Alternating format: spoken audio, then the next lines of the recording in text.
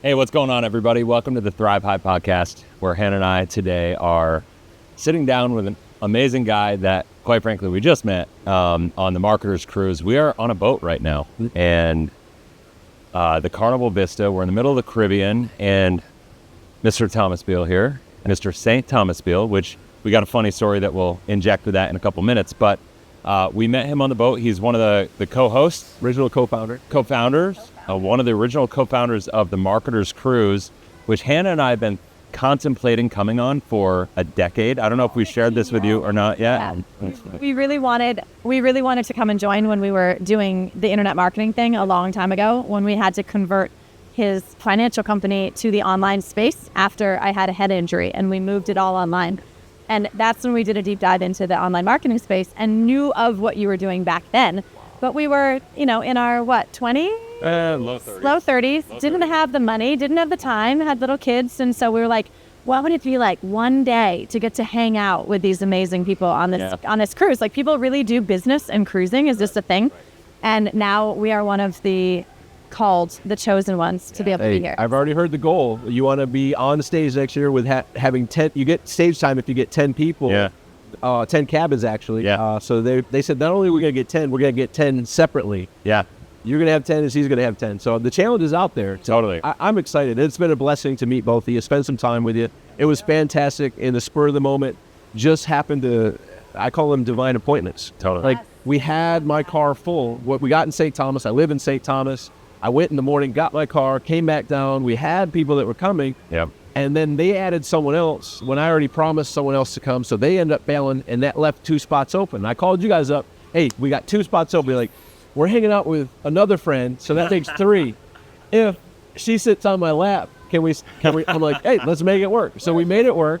Yeah. And we had an amazing time, all of us. It was incredible. We made your beautiful Mercedes into a clown car, is what we did yesterday. We got it was crazy fun. Picked on by the police officer. Like, well, this is illegal, right? Yeah. But then she gave us her parking spot in the end, And I said, so we it really is, did okay. It is. Can you move out of the way so we can park there? She's like, oh, yeah, I will. Yeah. It was great. Yeah. Then we pulled a brilliant move that she said, hey, maybe on the way out, because we had to ask the police officer to move to let us out. Yeah. I was like, she might not be too excited about us piling in illegally again. So she had the idea, maybe I walk down a bit and jump in towards the end. And the police officer actually said, as we pulled out, the window was down, she's like, see, this looks much better. So that was a And is always strategizing about how to get around rules, right? It's a gift. and police, I've heard. And, Yes. and police.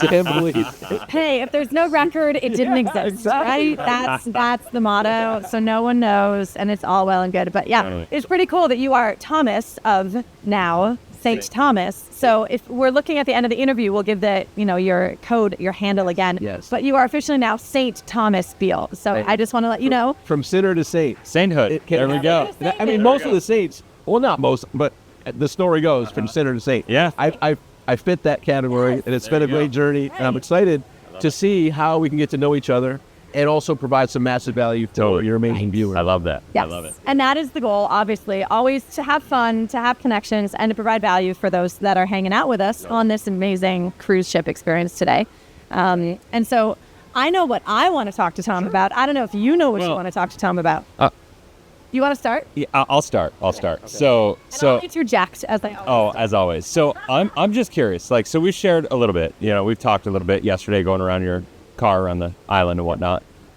But we've recently relocated to the Dominican Republic, so we understand a lot of our reasons for doing so and what the opportunities are, where the challenges are, and so on and so forth. But you kind of come from this background of wild success in the internet marketing space, and you've ridden the roller coaster all the way around. And I'm always curious. Loops. Right? Loop-de-de-loop. Loop-de-de-loop. Yeah, the loop-de-de-loop. You remember Adam Sandler back in the day? The goat, Yeah, the goat. the goat. Yes, that's goat. what I'm talking about. You So, superimposed it. So as you've gone through this this process, can you talk about, because the show is all about healing, growing, and thriving. And Hannah describes it really great. It's like we're going on this journey of growth. We want to grow, but then challenges happen. And so we're always trying to thrive and grow, right? And reach that place. But then loops get thrown at us. And we got to heal. And then but usually, hopefully, ideally, the baseline when we grow, the baseline is higher. Yeah, hopefully, exactly. Ideally, Right. And Sometimes it's this up, down, up, down, up, down kind of motion, That's not how I describe it at all. right? No. No, that's not. Yeah. You describe Okay. it. Yeah, you're way more succinct than me. Yeah. I was just like, okay, go for it, bro. Go for it. No, the concept is that there's the healing, the growing, and the thriving, and that we do it in a cycle. Yeah. And that cycle is ideally spiraling up direction, uphill, which is what you were getting to. There was much more to say. So Yeah. the goal, I mean, obviously we get to a point where we're like, oh, there's some really big stuff I have to heal. And then we start growing into more of who we are, our natural state of being, our understanding of how we're meant to show up in the world, maybe a little bit more authentically, maybe a little bit gentler on ourselves and on others, maybe like whatever that growth is for us, then that takes us to a place of thriving. Yeah. And all of a sudden we look around and we're like, damn, I'm loving my life right now. Like I have a little more peace, a little more comfort. I got a little more in the bank account. I might have some passive income coming in. I have great relationships. Like I'm thriving, yo. And then boom, another opportunity to heal. Wait, that happens? shows Opportunity to up. heal. Yeah. I call them carpets pulled. Like you're walking around like, wow, life is good. Look at the amazing thing. Boom. Boom. So, and pulls the carpet out and you're on your butt. Like what just happened? You don't know what Yes. happened. And sometimes it hits you out of the blue. Other times you can see them coming and there's trends up. But I've literally woken up. I tried to count how many restarts I've actually had. And at least 8 in the business world. 8 complete restarts. 8 complete carpet pulls. Work for years. Get to a point where, like high-fiving like this. We did it. And then you wake up in a carpet pull. And it's been ridiculous. But what I attribute to me being, using what I learned in the Marine Corps, improvise, adapt, and overcome. Plans always go out the window when you engage with real world. Like it's just going to fall apart. Yeah. But that also circles back to my childhood. I was not someone who had the most simple childhood. I was born to teenagers, 17-year-old mother, 19-year-old father. Oh, wow. Raised around 4 divorces and 6 marriages between my 2 young parents. And in that, there's a lot of in and out of relationships, and they love you, then you're out and you're ostracized, and as a child, you're processing this. And I ended up trying to get that validation that I'm good enough, that I'm lovable, that I'm worthy, being a top student. Am I good enough now? Being a top athlete. Hey, I'm number 1 now. Is that good enough? Is that good enough? Being the top salesperson in sales. And my striving to be the best was led from the negative aspirations of, am I good enough now? Am I lovable now? Am I worthy now? But that turned into a very big positive because I ended up being a really good wrestler. I ended up being a national bicycle freestyle champion. The tricks on the bike. I don't even know what that is, but that's Like gymnastics. Yeah, Like gymnastics. on BMX bikes kind of deal. That's cool. I was flatland. So there's flatland and there's the ramps. Okay. I wasn't a ramp rider, but I was a flatland. So doing the tricks and the spins and all that stuff. So I was a skate park, like skate park kind of vibes. Kind of. We had skaters on our team too. So we had sponsors, Diamondback, LA Gear, Odyssey, Vision Streetwear. Like I, as a teenager, I had boxes and boxes of LA Gears I was giving away to friends that had the same size as me, and Vision Streetwear gear and the bike parts and all that. So I had that as a child. I'm like, man, this life thing's pretty cool. Like the UPS guy shows up and I just get stuff for being sponsored by all these people. Yeah. That's awesome. Then in one of those divorces, my mom, who was my manager, had a mental breakdown. Like she was our manager, and in that last divorce that she had, she was not able to continue being our manager. Here we are, just teenagers. All we knew how to do was the bike riding. We didn't know how to communicate with the sponsors. She did all that. And so, in essence, I went from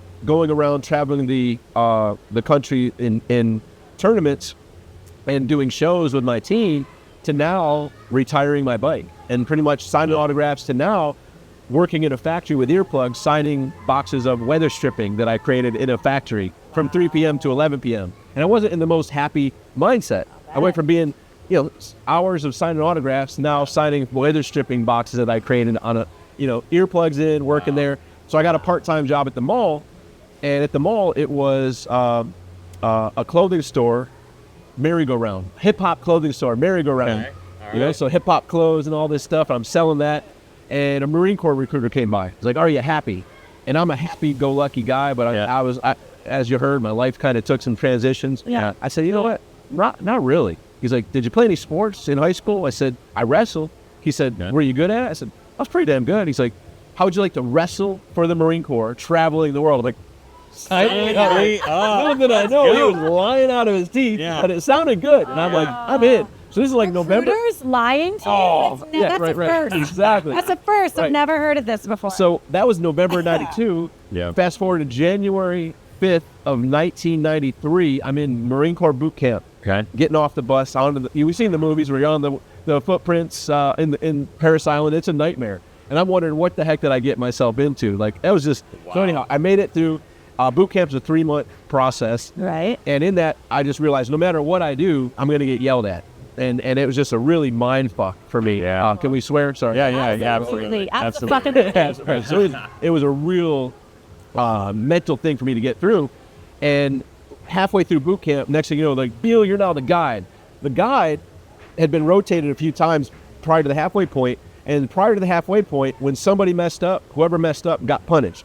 At the halfway point, when I became guide, if anyone messed up, the guide got punished. So I was like, perfect timing. Now you fuck up. It's like now I got to get punished for you guys for your dumb ass, right? So and I love all the platoon members, but I also realized at this point, like I'd rally people at night when we're put to bed and whatnot. Yeah. I was like, listen, now that I'm the guide, if you're giving me your all and I'm getting punished, I will take that punishment all day long.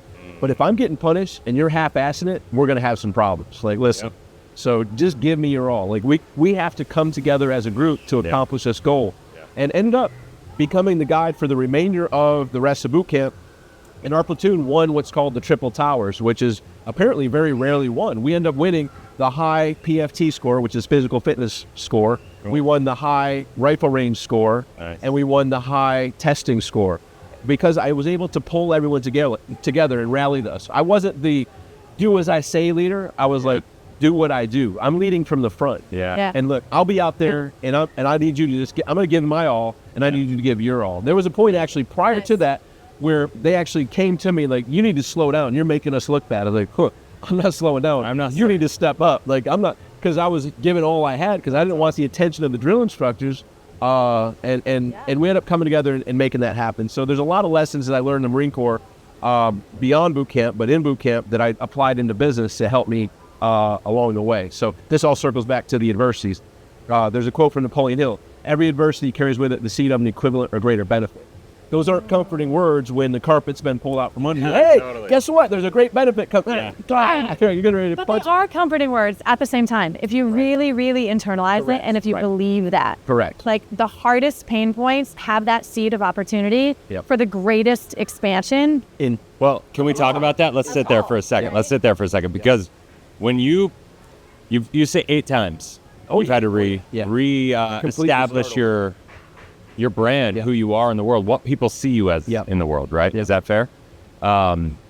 It's probably fair to say that the first 1, 2, 3 times that happened, it was harder than 6th, 7th, and 8th time. Correct. Fair? Yeah. And do you think that's because of the fact that you built a belief over that process? Because, I mean, that quote is amazing if you believe it. Correct. Right? Right. And it's hard to fully internalize a belief in that. You know, it's a nice, like plaque to have on your wall. It's a nice quote to have on your mirror kind of deal. Right. But to really believe it and internalize it is another thing altogether, right? So I just know it. Like you do now, but you've done it 8 times, right? So what was it the first couple times? Right. So to answer that, I'm first going to share my 5-step success magnet system, because so when I was sitting on the side of the road on September 11, 2001, listening to my sister telling me what's happening as she was watching on TV, I was the publisher of the North Carolina Home Book at the time, which I was plugged in the corporate world, working for a $1 billion publishing company, publishing this book, which was a resource for anyone looking to build, remodel, or decorate their $1 million plus home in Charlotte, Greensboro, or Raleigh-Durham. I was on the early morning road in Charlotte, North Carolina, to go meet with the interior designer who did a lot of the NASCAR cars. And that's what I heard. The first tower I heard, I'm like, man, I lived in Manhattan. I don't even remember planes being in the air, because there isn't. There's airspace that's protected. I was like, that's odd. Man, that's a freak accident. When the second incident happened, I pulled over. I called my office. We started at 8 a.m. I called my office and said, America is under attack. Everybody go home. And I sat on the side of the road, and this is when it started. My mind just flashed into, I'm human and I have an end date too. Right? I just was superhuman at that point. I'd been the Marine Corps honor graduate. I'd been the national bicycle champion. I've been #1 in 5 sales organizations. I'm just the man. Like, I had the belief, like, and so when people ask me, how did you do it?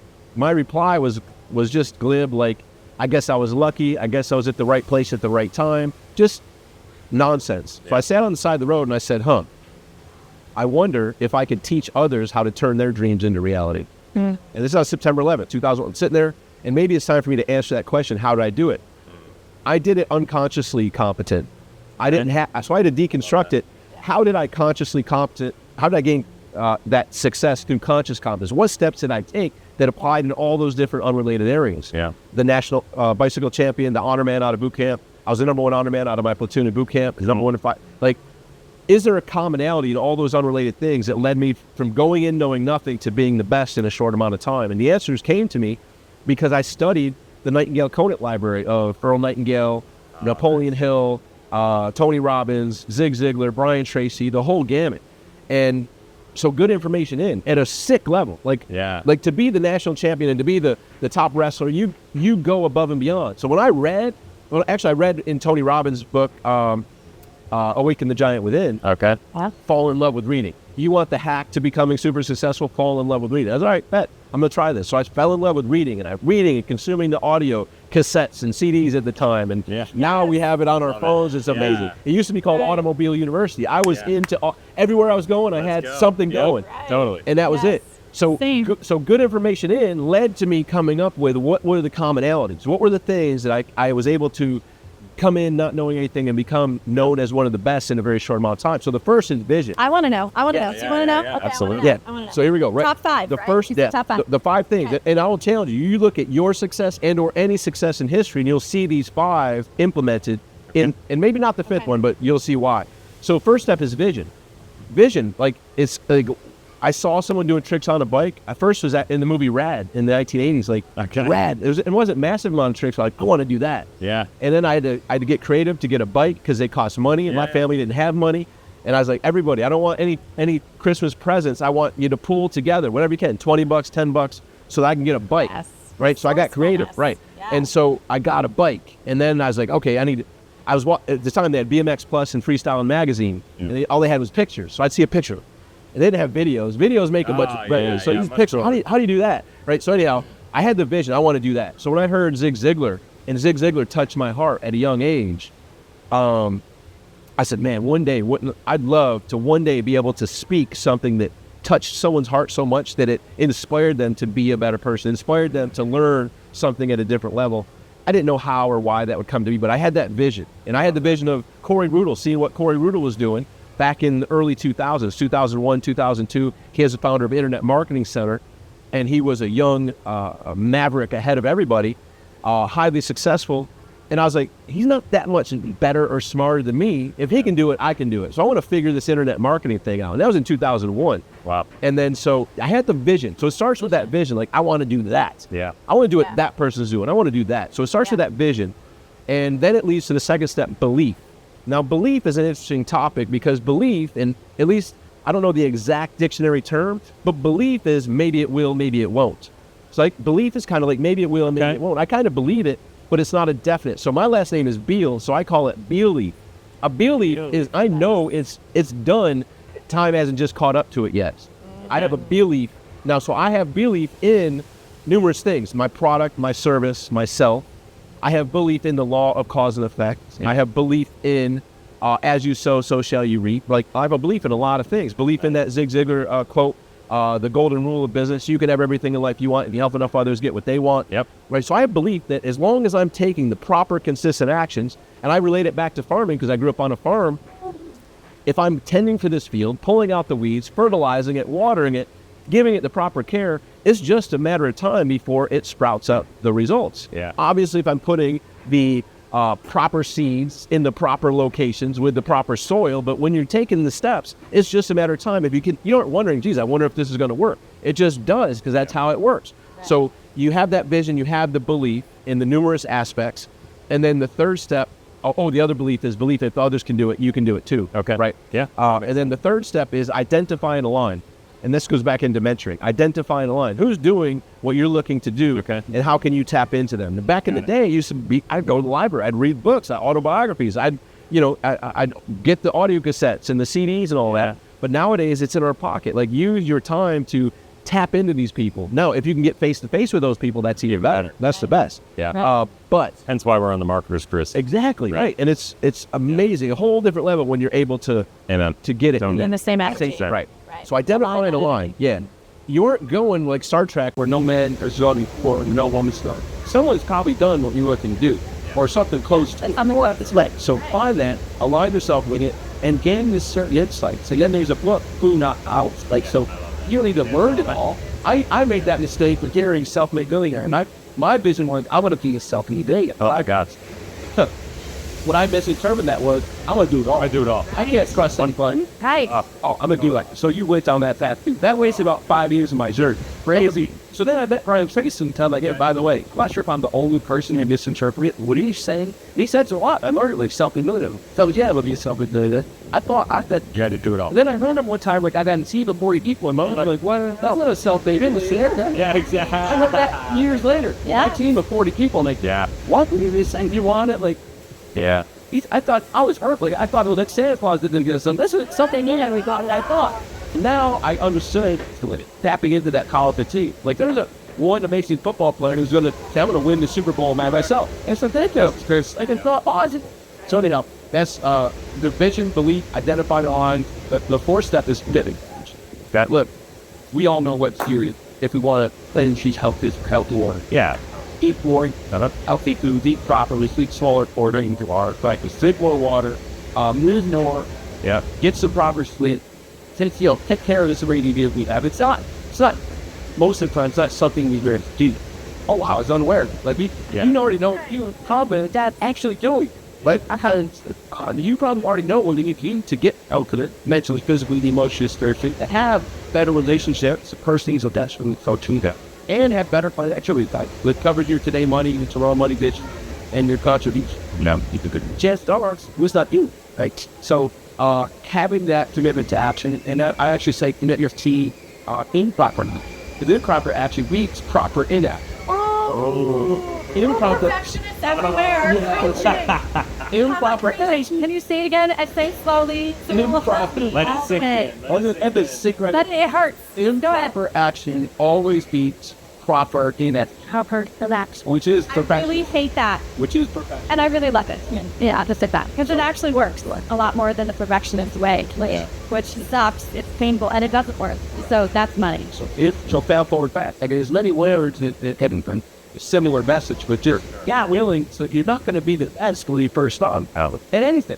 So just start. And fail forward fast. Improper action always beats proper need. I heard an analogy one time, and it was somebody using an iPhone, right? And they're like, all right, the iPhone 16 is out, right? And this is the vision that Steve Jobs had, the iPhone. Imagine if Steve Jobs never put the first iPhone out, because he was like, it's not where I know it's going to be. Yeah. Right. Okay, this is all we need to do an entire episode just on the perfectionism stuff. That's so money, but it's so hard. It's so hard. Your fifth step, so you heard the four, and those, I challenge you to find your own personal success. You'll see you apply those, whether you did it unstarted or posts. But the good news is now you know them to touch the five and you say, oh, here's my goal. And now vision, we've identified words with the action. And then the good step is have fun there. This journey we call life is brief. And so many people that I work with are like, I'll have fun when I get to the top and low. Oh, you're going to miss the joy, the scrapes and the cuts and the plunges and the pain. Enjoy it. Yeah. And in the great core, is enjoy the stuff. Like, your thoughts, it's not like, enjoy the sun. Learn to love the sun. Love the sun. Yes. And Brandon Burchard calls it honor the struggle. Honor the struggle. Yeah. Same concept. Like, I love Brandon. We spent a lot of other years now. Yeah. That's the one thing though. So like your whole thing about Brian Tracy and getting to do it all. I had the same experience with Brandon. I was thinking about that. I remember the first like real event that they ever went to, and I left my corporate job as the director of business development for a Fortune 500 life insurance pro dealer, and I was launching our own company, and I was like, all right, I got this. Hannah's with me. We're gonna do this together. And Brennan's on stage talking about his story, and he literally says, if I didn't hire my first employee until I get 10 figures in revenue. And I'm like, all right, I've got this. I'm doing it all.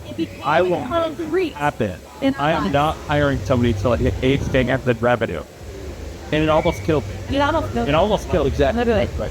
I was at dinner with Brandon in 2011 with Laura. Yeah. And I was like, this, Brandon, and you're actually you play better than I. Yeah. How are you? And I'm just like, you're doing way too much stuff. Like, that's not the best view something going. Yeah. There's people like, hey, to give it better than you, that also moves up the focus in the no country. And like, she's like, I know, like, listen, like, I'm just letting you already know this. Yeah.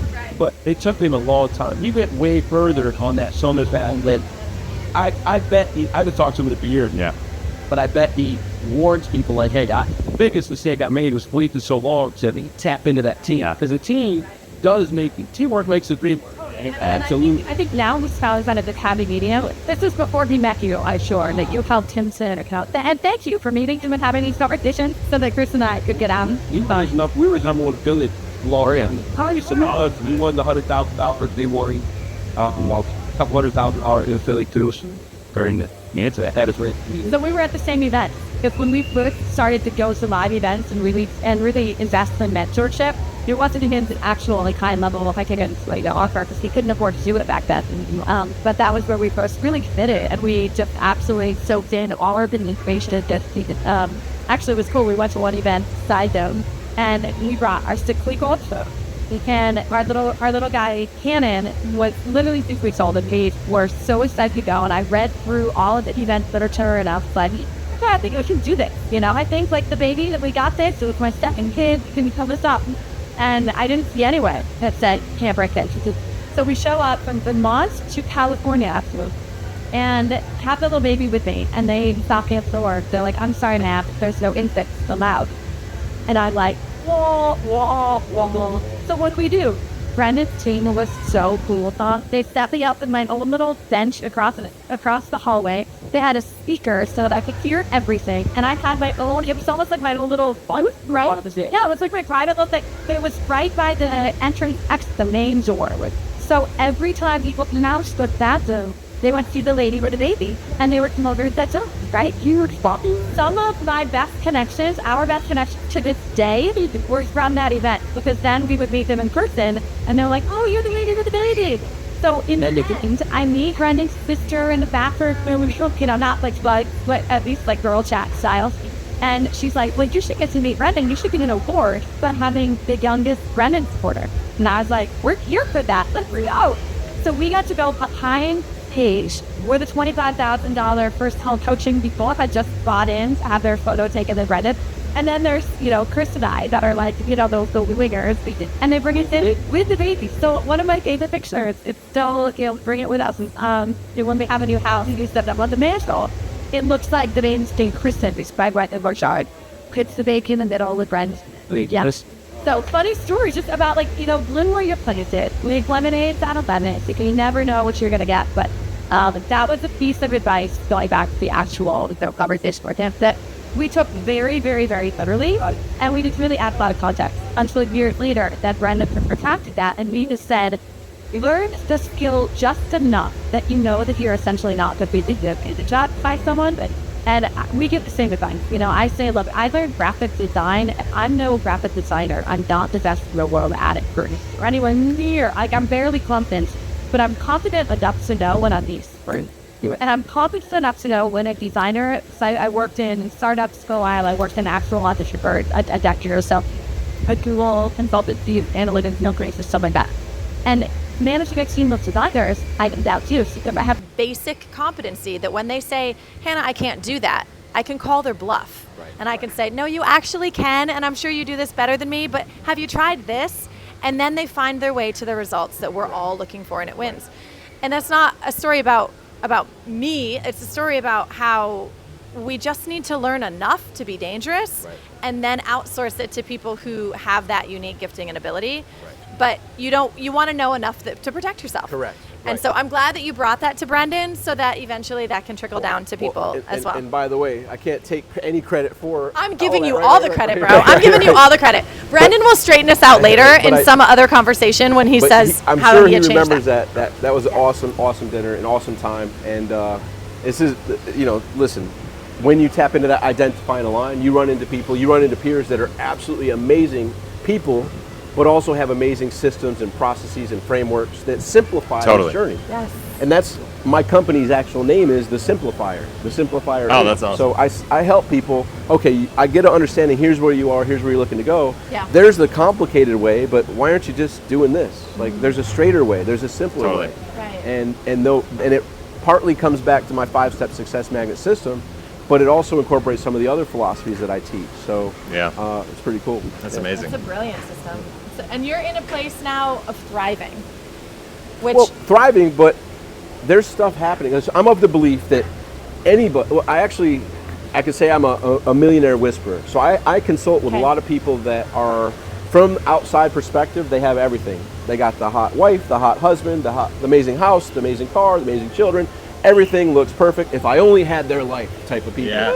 And I'm the behind the scenes person. they're the dangerous ones. I'm the ones behind the scenes who help them get their shit together, right? Because it looks amazing from the inside, but you don't see that they're about ready to get divorced. You don't see that the kids hate them, or their kid is on this drug or that drug, or is missing for 2 weeks. Like there's stuff happening. So this isn't no judgment. This is just life. No, this is just thank life. you for bringing it up, because that's one of the reasons we're doing this is to pull back the curtain behind amazingly successful people. Like people will look at you and think the same thing. And that's why they look at us and think the same. And we're like, no, y'all, we are a Right. barrel of freaking it's chaos. Yeah, and let us show you our broken parts so that you know we're all in healing all at the same time. So I love that you're peeling back the So curtain. I'm putting that framework out there just so you know. Yes, I do some cool things. I have a cool life, but struggles, I will continue to have next level struggles. It's not the struggles that were. This is not the struggles that were a pain in the neck 10 years ago, or 5 years ago, or a year ago. These are the struggles now. Like, hey, what's that quote?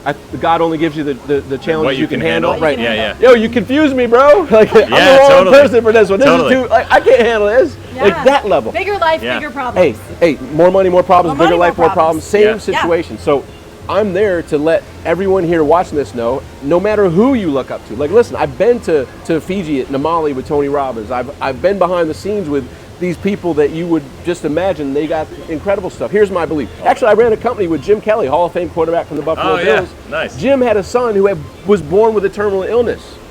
And like, imagine for 8 years thinking today could be the day. For 8 full years. So he would get to Hawaii. In my stomach. He'd land from the long Hawaii journey, get off, and it's like, you got to get home. He'd have to get back on and come back. And it's just like, you think you got problems. Well, problems in perspective are like, whoa, what I thought was a big problem was crushed by these other problems. So here's my belief. All of us, all of the marketers on here, you watching this, everyone, I'm of the belief we're either just coming out of something big, we're in the middle of something big now, and or there's something big right around the corner. And what I mean something big, I narrow it down to 3 areas. Something big in your health, you and or your circle, your health, your relationships, or your finances. And sometimes you get the trifecta, baby. You got the health issues, you got the relationship challenges, and you got the financial challenges. Bam, there you go. And it's like the game of Mario Kart or whatever video game. Banana peel. Yeah, you get level 1, and it's tough when you first start. But then you ace it and you move to level 2. You're like, whoa, this is tough. I don't know if I can do this. Then you end up acing that. Then you go to level 3. Life is the continual up-leveler. The continual up-leveler. I always do. Yep. So life is going to continually up-level you. So when you said whatever you said, that like, well, yeah, but there's stuff happening now that nobody knows about that is crazy. Like the old me would have been like, it's probably best for me to just jump over the fucking ship at this point, because what the fuck? Like, really? Like, this just came through? Like, all right, been great. See ya. Been a good run. How many of us feel that way, though? I mean, that's so true.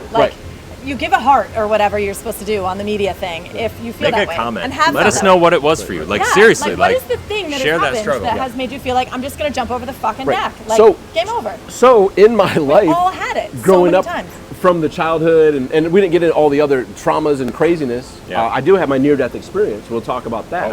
I was told I may never walk or talk again after being in a severe car crash. That's what I was told in intensive care with a respirator breathing for me. but I also have the near-death experience we'll circle back to in a bit. Wow. But Yeah. without getting into all those details, I mean, it's not to say I had it worse than anybody. And it's Right. not to say you had it. It's not a comparison to who had it worse. It's the bottom line is we all go through the shit. We all go through it. Totally. And it's just a matter of how you're able to pull yourself up. So when I look back Yeah. and reflect on my life, there's times that I still to this day don't know how I pulled out of that. Other than picking myself up, drying my eyes, getting rid of being the victim and say, you know what? I didn't expect that, but I'm still here. Yeah. And my upcoming book and some of my trainings are, you are not dead, ... yet. I'm not dead yet. So if you're not dead yet, which you're not because you're watching this, you still got more to accomplish. Because when your mission is done, you're gone. Yeah. So you're still here, I'm still here. And I look back on my history, I'm like, I don't know how I survived and made it through that, but I did.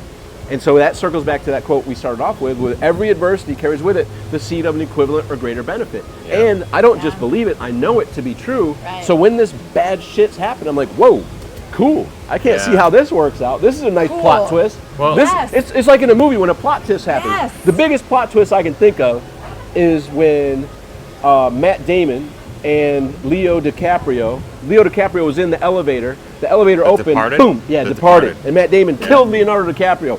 What Yeah. the fuck?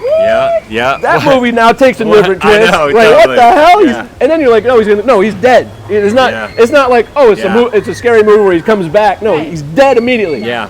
Just as it opens, boom. Yep. Boom. Whoa! I got chills. Like I know. that's the type of stuff that happens in your life where the plot twists can happen Totally. out external from you, or the even better part is you can make an internal plot twist. So you know what? I'm sick and tired of being unhealthy. yeah. I'm sick and tired of having this amazing person in my life and us having a shitty relationship. Or I'm sick and tired of not having the funds to do what I want to do, when I want to do, with Yep. whom I want to do, and help the people that I want to help. love I'm it. sick and tired. So you can write your own plot twist Yeah. at any point in time. And I've done it with my health, where I had a picture on the cruise, like one of the first couple marketers cruises, Okay. like 2009 and Yep. or 2010, and I had a gut on the picture. I'm like, damn, what happened? Like, 'cause I'm a wrestler. I I grew have a up hard time picturing hard that. time picturing that. I have a I hard had time gut. visualizing that. Right. I got the I love picture. you, I got the gut-free. picture. I'm loving And then 60 days later, there's a picture of me ripped because I Okay. had the gut, and I said, "No, this ain't Not happening. again." This ain't happening." Yeah. And so in 60 days, I made a choice to say, "I'm changing this," and I ate better, I worked out more, and I got proper sleep. And in 60 days, I went from 196 pounds to 168 pounds ripped. Wow. And you can do the same thing in relationships. Yep. This relationship, we're on the verge of divorce. Fuck that. We're on the verge of divorce because We can I speak haven't to been that. I haven't been given Yeah. the proper me to that relationship. Don't even put it on the other person. I'm going Right. to give the me that's going to like. So anyhow, I went to events and they saw me at 196 pounds 2 months ago. Now they see me at an event. I'm 168 ripped. What the hell did you do? Yeah. And similarly in relationships, similarly in finances. And so if you're fat, you can get thin. If your bank account's thin, you can get fat in 60 to 90 days Yes. too in the bank account. So it's up to love you it. to determine what are you sick and tired of, and when now would be a great time to put in a plot twist. So others would be like, where'd this come from? You're a whole nother you. Yeah. Like, so anyhow, there's a lot. Right. we Dude, can I talk love about. that. One of the things I always say is, like, you can meet, like, me and my brother, Mm-hmm. wildly different people. Now, genetically, we're a little different. We grew up in the same environment, though. Her and her brother, same deal. You could talk to anybody, and they've gone through similar circumstances, but wind up in wildly different places, wildly different levels of success, wildly different levels of fulfillment or frustration. And it's not what happens to us, and it's not our environment that matters. It's how we interpret it. And how we choose to And respond. how we choose to respond. Yep. But how we choose to respond is typically dictated by how we interpret it a lot of 100%. times, And what right? I'm hearing from hearing your rebounds, I'm Yeah. hearing a ton of massive personal accountability. So Well, when most radical. people are talking about, you know, oh, I'm overweight, they start to go to, well, Nope. it's hard to, it's too expensive to eat healthy. I snack on the way to work. There's too much food at the office and I can't help myself. My spouse keeps junk food around the house. Like it's all of this victimhood of other people's, everything else is happening outside of us. And what I'm hearing from you and what you are a rock star at doing is going, where am I in this? How do I need to show up differently? And you didn't even once mention anything about the other person. Correct. In your relationship even. You Right. you just instantly went to, how do I need to show up differently in Yep. this? Right. And we can't always change the outcome. Like it's not like everybody's going to be able to create their dream figure in 6 months, maybe or not. And that's okay too. but we have a deeper knowing that we are doing the work inside of ourselves to create that difference in our lives. And then we begin to have self-confidence and self-esteem and self-respect. Yep. From there, it multiplies, and the results begin to eventually really come when we start to show up and be proud of who we are and how we're stepping into that. So I applaud your radical personal accountability in that. Which took a long time, by the way. I was a great victim for a long time, and then I was like, well, that ain't doing me any good. So how's that working for you? Ain't nobody got time for that. Ain't nobody got time for that. So Right. it's just like, hey, I'm responsible. And what I've realized is there's only 3 things from my journey that I feel I'm in control of. Okay. My thoughts, my words, my actions. Now, in controlling my thoughts, my words, my actions, I can also control my emotions. So my thoughts, my words, my actions, and my emotions. Now, if I hear something and or I'm the 2 of the 4 agreements, I'm taking something personally or I'm making an assumption, sometimes my emotions start to get ruffled. I start to have the Incredible Hulk, you don't like me when I'm angry type of feelings. And now I've come to realize I need to chill my adrenal gland out. Like, what am I taking personally? What assumption am I making? Because I don't want to be the Incredible Hulk flipping a table or saying or doing something that I'll regret later. That's not the best representation of who I am. So there's processes I put into place to take full responsibility of my thoughts, words, actions, and emotions. Now, some people are like, well, I got you on the thoughts, words, and actions, but I don't think I can control my emotions. Well, guess what? Sadly, you're right. Whether you think you can or think you can't, you're right. So if you don't think you can control it, sadly, you can't. Until you say, what if? What if I were able to control my emotions? How would that help me and help others that are important to me if I were to take responsibility for my thoughts, words, and actions to focus solely on what I want as my desired outcome? So specifically for relationships, have you ever had a word that he said that pissed you off? Got you mad? A word specifically? A sentence. Or like a phrase, a sentence? If I ever pissed her off, basically, because of something I said. I mean, fairly regularly. And vice versa. Fairly regularly. And vice versa. This Because morning. we're really honest communicators, Right. so we piss each other off a lot, Right. and we do it really intentionally. Right, exactly. Right. Because it's not my job to help you to feel a certain way. Like my job is to share my loving, honest truth. Like that feels. So yes, often, bro. And so, and what you just shared was another level of responsibility, and also what I heard was just a sense of teamwork. Like, guess what? Teams, like if you're on a championship team, whether it's football, hockey, baseball, whatever, there's gonna, hey, you fucked that up.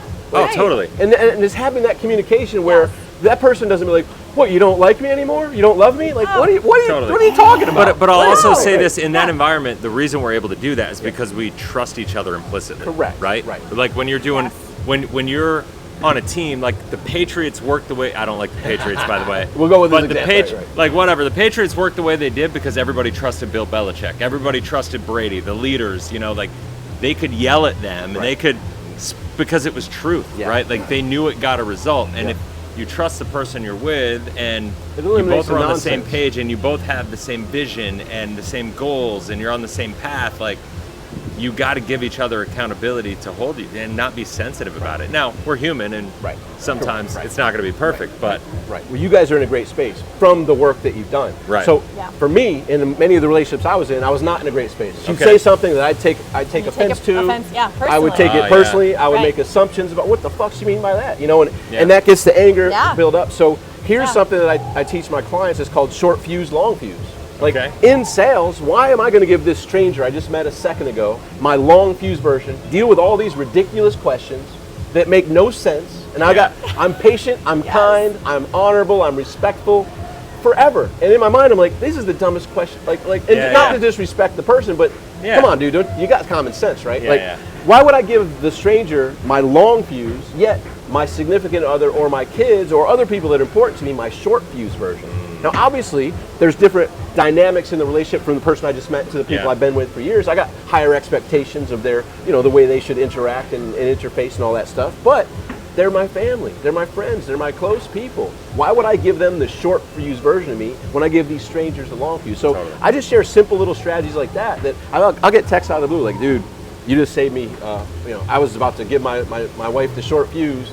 I was like, wait a second, she deserves a long fuse, and that chilled it out. Like, it's amazing. Yeah, it's a nice visual to carry with you. Yeah, and I was in a business meeting that it wasn't even intense, but a weird scenario happened where my business partner at the time got pissed at something I said and charged over at me. What? And it was like totally, I'm like, what is happening here? Like, there's nothing that could have been taken personally or made an assumption of, except he did take personally, made an assumption. I don't know what it was, but he charged over at me, and in my mind, I was surprised he didn't like punch me or kick me, but I just stood there. My adrenaline spiked. My first thought was like the Arnold Schwarzenegger movie where he's in the car with that person, and he envisioned smacking the guy that was with his wife. It was funny. It was a spy espionage movie. Okay, So all right. Jamie Lee Curtis was his wife, and this guy was trying to put moves on her or whatnot. So in a vision, he beat the guy up in the car, Oh, but nice. it was, and then it All comes in his back. head, Yeah, right? it was his head. So Yeah. I stayed calm and cool and collected, and I asked myself, what's the desired outcome of this meeting that we're having? Yeah. It's not to get in a fight and get arrested. That's not the desired outcome. The desired outcome is to get to the decision of this particular project. Yeah. And so in that moment, I was amazed of how this diffused that moment. I said, look, man, I can tell this is important to you just like it's important to me. We're here to accomplish this. And I stated what this was. I said, is that still what we're here to accomplish, or has that changed? And he sat there, he said, no, that's still it. I said, okay, great. So what do we have to say or do to get us to there? He's like, no, you know what? You know what? And I walked out of there shaking, like, holy shit. Yeah. Like, I just diffused, like, Adrenaline I just rush, diffused right? this That's- from a simple Right. statement, like, hey, I thought we came here, like, we'll deal about that. It's important to you, it's important to me, I get it. But we're here to discuss this. Is this still important, or has that changed? That's He got so agreement in it. And I said, okay, good. great. So what do we have to do or focus on to get there? Amazing. So And good. And I got out. I was like, So whoa, good. it works. Like, holy, it's like a Yeah. magical power. Like, when Yeah. you can stay calm, cool, and collected, and not let the adrenal gland take over. Yeah. Yeah. So, That's amazing. yeah. Go. Whew. No. You're thinking something. No, I was just loving that. I wanted to memorize that as a script. Cool, Like I cool. want to put it up on the screen Yeah, so that that's- like that's people a can good one. actually Yep. see it. I love having those little scripts with me. So Yep. in those moments of crisis, Right. like you can just have a thing that goes like, oh, okay, and you like go a back. mantra. Yeah, it's like a mantra. So And that it happens quickly over time. So just to my little mantra, when I feel my energy rising and feel Yeah. like the Incredible Hulk coming out, like, oh, this must be important to me because otherwise this wouldn't be happening. That wouldn't be happening. So what am I taking personally? What assumptions am I making? And what's my desired outcome in this interaction? And then get clear on what that desired outcome is. And sometimes I don't have to state it externally, but in real tight situations, stating it externally, hey, I thought our desired outcome for being here was this. Is that still Yeah. the case, or has that changed? Right. Great. So what do we have to say or do to get closer to making to that? there. Right. Yeah. Can you slow motion for me? Yeah. Maybe I'm a little slow on the processing side, so forgive me, y'all. Slow motion for me, those three things that you ask yourself again in that moment. One of them was, what are my assumptions here? First But what was acknowledge. the first one? First acknowledge that this must be important. Acknowledge to me. this must be important to me. because I'm feeling this way. And if it wasn't important, like if someone walks by and calls me Yeah. a slur that I don't know, I'll just keep walking. Like it's not important. important But to if you. it's someone that I know that I like, you guys like you mothers. I'm like, what? Like really? It Like, would- I'm taking it personally. Like I thought Yeah, we're yeah. friends. Like what did I do? Yeah, Or yeah. what did I say something? Did I do Exactly. something? Right. Yeah. So if my emotions are engaged, it must be important to me in some way, shape, Okay. or form. And if it's engaging my emotions, what am I taking personally? What am I taking personally? What am Yeah. I making an assumption What on? am I making an assumption And what is on? my desired outcome in this situation? What is my desired outcome? That is a That is beautiful gold. recipe. Like those three Yeah. are Yeah. incredibly transformative for how to approach a difficult situation. And I used Right. to add in, because I have pictures. I'll give an example. So what was the movie with Mel Gibson that had subtitles and it was about Christ? It was Passion. The Passion. The Passion. So this goes back to like Yeah. 2005, right? So Right. I'm in the movie theater with my wife at the time. We're watching The Passion, reading the subtitles, and a dude's cell phone rings. Bring, bring. He's like, Oh. and he answered it. And he Oh, didn't- no. and he's not whispering. He's He talking like, answers the no, phone yeah, in the no. movie. I'm in the theater. No. It's this Mel Gibson movie, The Passion. And my wife sees me like starting to get fired up. Here it comes. And, I would have been right and she's there like, don't with do you, anything, bro. don't do anything. I'm like, I'm gonna give it some time. He's carrying on a just kept conversation going. like this interview. He's just my talking. Oh with- my No. After this, I'm going over here and this and that. And he's like, he's having a long conversation Oh my at God. normal, not even normal, higher than normal Wow. voice. So I said, this went way longer than it should. So I went over. I said, hey, sir. He turned. What do you want? I said, can you take that phone call outside? Get the fuck away from me. So he's like, what are you gonna do about it? I'm like, so I thought through those questions. Escalation. I thought through those Boom. questions, and the question about what's the desired outcome. My desired outcome, I pictured myself getting stuffed and cuffed in the car for Christian beats up man at the Passion. I You could have been famous, the bro. headlines, man, Right. because I envisioned Fox News, taking front the and phone, center, chucking let's it at go. the theater, Yeah. knocking it my knocking it God, around. I'm like, the bro. that's what I'm gonna do. Yeah, So yeah. what I told him is, like, you know what I'm gonna do? I'm gonna go outside, get one of the teenagers that work here, and tell them to get you the hell out of here. That's what I'm gonna do. So I went outside, found one of the teachers. Hey, there's a guy in there on his damn cell phone.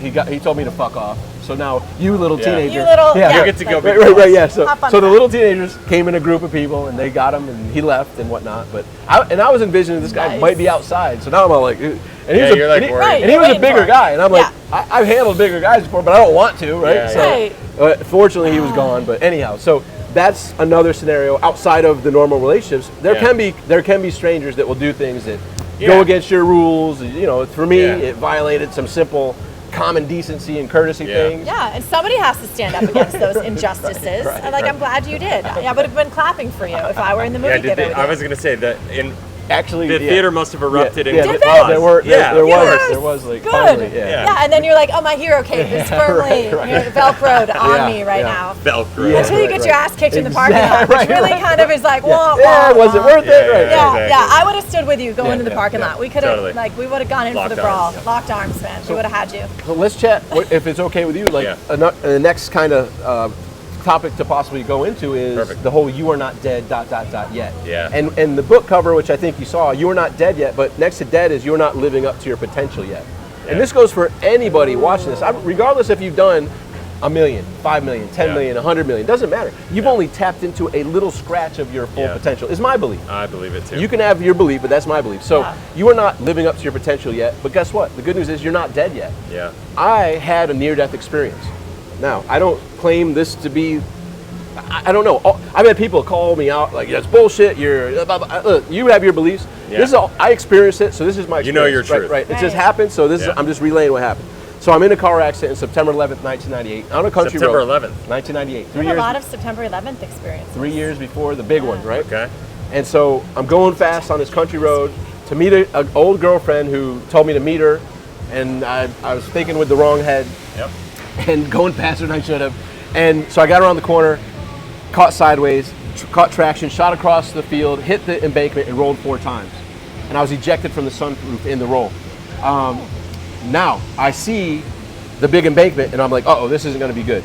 And when it rolled 4 times, all I remember also is like I tried standing up, and I fell back down. I couldn't stand up. I had severe head trauma, and I had nerve damage in my leg. Yeah.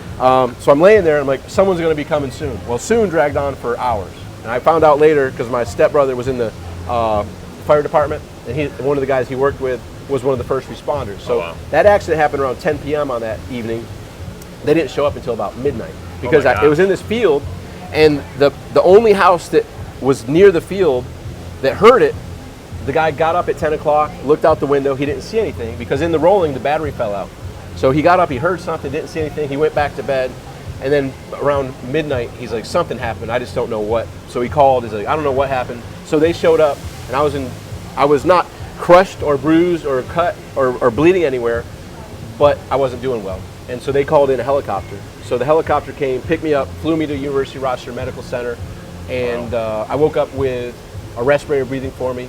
And when I finally got that out, they told me due to the severe head trauma and nerve damage, I may not walk or talk again. And I just shook my head no. Wow. But my experience going back to the field, when I tried standing up and fell back down, next thing you know, I see someone laying in the field. And that's weird because I'm like 20, 30 feet in the air. Oh, wow. And I'm like, and I'm confused. Like, what am I looking at here? And I'm like, who is that? And I focus in, it's me laying in the field.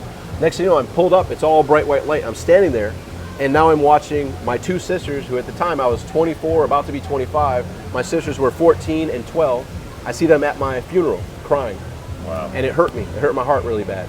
And then someone came up, put their arm around me. All the pain went away. It was just like a pure, loving, homecoming experience. We turned 180 degrees, and even though it was all bright white light, we're staring at these huge doors that are open, and the bright white light's coming out, and we start walking towards it. And halfway there, I said, stop. This isn't how it's supposed to end. I know you had more for me to accomplish. Send me back. So I kind of was afraid to tell that story for a little while, because it freaked me out. Like, I didn't even know what was happening. Yeah, I bet. But I did learn to walk and talk, even though I was told over and over again. I just shook my head no every time. Signed a stack of papers against doctor's orders, early release. Walked out with a walker with my leg dragging, and ended up winning a couple wrestling tournaments after that, funny enough. Wow, But, nice. And speaking on stage around the world and doing a lot of amazing things. But my whole premise of why I share that is, regardless of what you've accomplished so far, you're not done yet either. Yeah.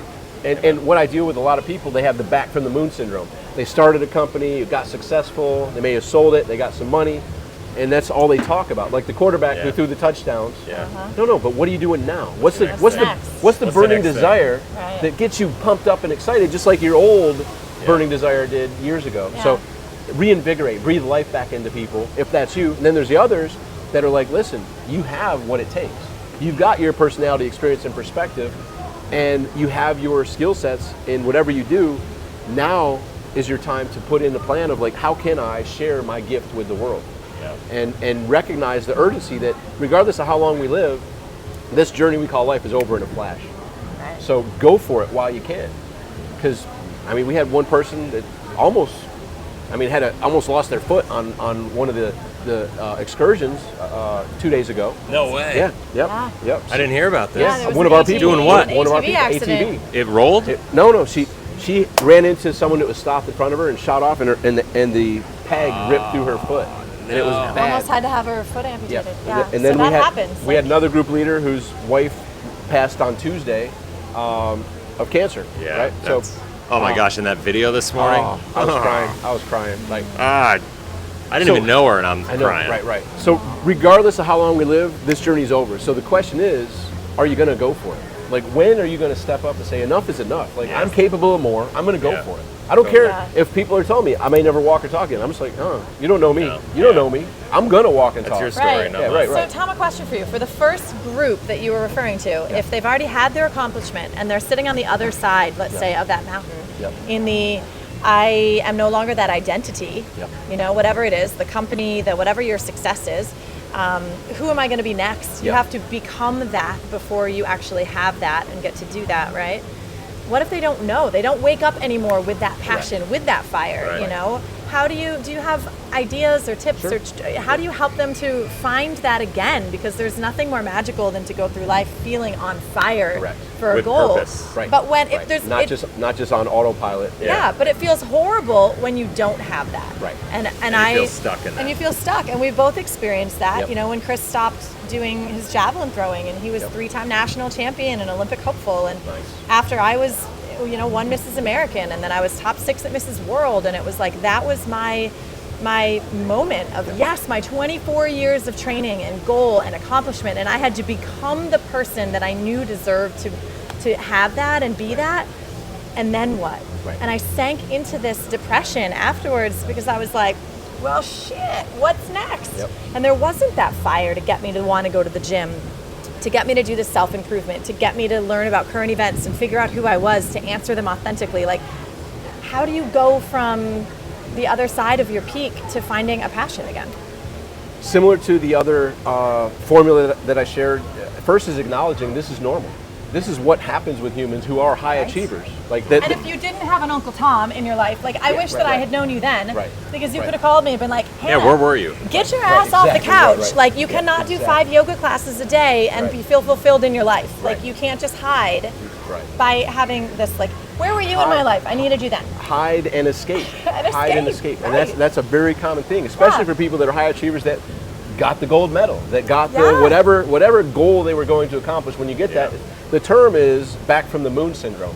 They had the goal their whole lives. They prepared their whole lives to go to the moon. They go to the moon. Right. And then they come back. And now it's like, well, I went Now to the what? moon. Now what? Yeah. Right. But now you have Uncle Tom, and I Yeah. have Yeah. Uncle Tom in my life. And next time I go through that, you're gonna call me and be like, "Yo, get your ass off the couch. Yeah. Let's go First figure of all, out your next passion." acknowledge that's totally normal. Like, and that's Yeah. that's Okay. actually one of the big. Yeah. Like, it sounds so simple, but when I talk with clients who are going through terrible stuff, Yeah. dude. First of all, or you know, girls too, but dude, I go with dude. Right, I'm a right. dude Yeah, dude, girl. Yeah, dude. yeah. Totally a dude girl. I know you feel like you're the only one going through stuff like this, but if you knew some of the conversations I had with some people that you look up to, Yeah. you'd be thankful this is all you're going through, right? Yeah. So, A, you're not the only one. B, there's much worse that you could be going through. So, you know, I'm not. Perspective shift. Yeah, right. So just to let you know, Yeah. you aren't unique. This isn't Yeah. crazy, anomaly.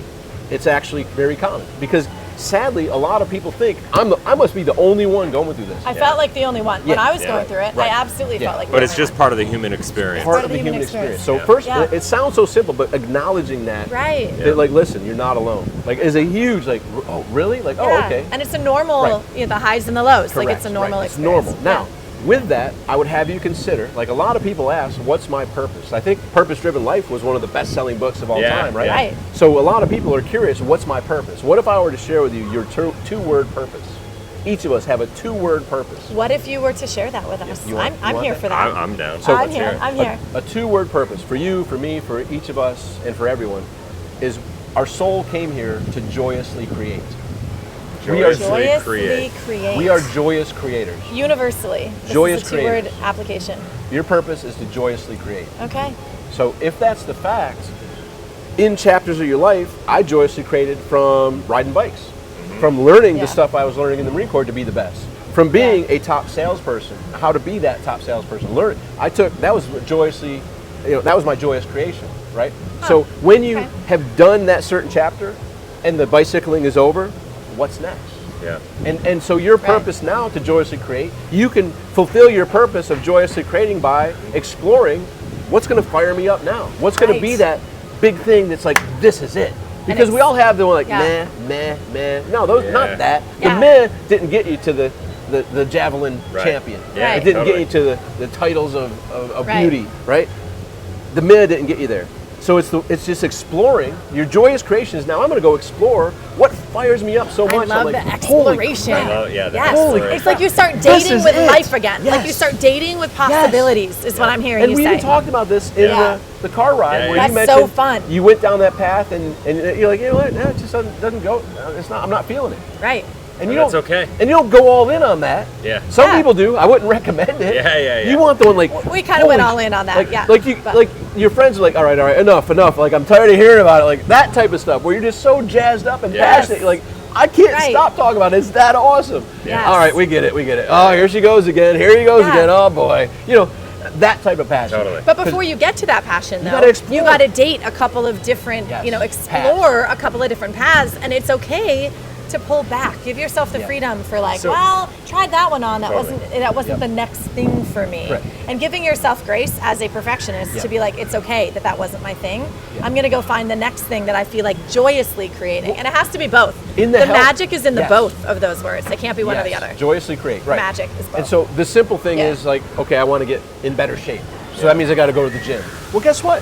That may be the case for you, but don't think, oh, I hate bike riding, but I got to do bike riding. No, find out, what you explore in the fitness world what brings you joy and how can you joyously create there. Don't do the Yes. thing like, oh my God, I got to do this again. Oh, I'm going to go for a Right. 10-mile run. Woo! Yeah, No, don't do totally. that. I mean, if that's not you. But there's a thing that you may love, like Yes. go try out Brazilian jiu-jitsu Right, or right. something, and like Explore. hang out with that crew and explore the, whatever the different weird alternative stuff is out there that you've never totally. tried before. Yeah. It's like reinvention. That's the opportunity that we were talking about before. The seed in that is that we get to reinvent ourselves at this point, and Correct. that's fun. Right. It's super and fun. cool. Right. If you shed the expectation and you shed, well, what are people going to think about me? Correct. And this isn't my old identity, and people have expectations of who I'm supposed to be, and it makes them uncomfortable Yep. when I'm no longer that. Yep. And well, you got to just say fuck it to all of that stuff and say, I'm here to find my joyous creation because Uncle St. Thomas said so. And on that same point, you may have heard me say it. One of my other teachings is I am me, F you. Oh, really? I am me, F you. And it's just what it sounds like. It's just what it sounds But like. you say it in love. But it's also I am me fully and unapologetically. I am me, F you. I am me Nice. fully and Shivers! unapologetically. I just Yes. got the shivers. Boom, I boom. love That's it. that. That is amazing. So this would solve all the us versus them bullshit that the world tries selling. The Amen. propaganda. I'm me, fully and unapologetically. And here's the rub. Right. Just similar to what you said. No matter what I do or say, some will love it, some won't. So what? Someone's waiting. That's called SW4. So Did you make that up? no, that's from, I think Brian Tracy's the first person I heard that from. Cool. I'm not sure who made it up. I mean, But I made steal up- all sorts of people's shit, and I don't remember where I did get make it from. up the I am me FU. I actually own that .com as well. But I am me FU, when you're being you fully and unapologetically, here's the deal. I want you to be you fully and unapologetically too. I'm not Totally. here telling you to try, you need to be me. Yeah, You, exactly. no, hell no. Totally. You be you fully and unapologetically because you Right. joyously create differently than I joyously create, Right. as Yeah. do you and as does everyone. Right. So my challenge to you is Be you fully and unapologetically without giving one shit about what anybody thinks, says, or does. Not one. And when you can do that, this is the well. This sounds simple, but this is the peak of Maslow's hierarchy. This is the I just had it on my tip of my tongue, but this is where you are fully self-actualized. Self-actualized. Yes, this is where you're self-actualized. I remember psychology from college. I am me. ASU. She paid attention. I am me. Fu is the self. So it sounds simple. Yeah. But it takes a lot of work to be confident enough to be you fully and unapologetically. To do it authentically. Well, and here's the tricky part. Yes. So here's where I get stuck in it, is the being you also feels to me, and this is like an immature interpretation of it, it feels static. It feels kind of like how you interpreted the self-made millionaire. Yeah. Like I have to do it on my own. My me is like immutable, right? Being me. And I have to find out who that is and stick to that and be that. But there's conflict, because then 30 seconds ago we're talking about, well, but the me today isn't the me of yesterday. It's a so how am I supposed to fully be in that me when it's really malleable? Here's how. And dance in it, Uncle right? Tom, so help us through Uncle it. Tom's here. Uncle Tom's got an answer. I'm here for this. All right. So what if there is no time? What if it all is happening at once?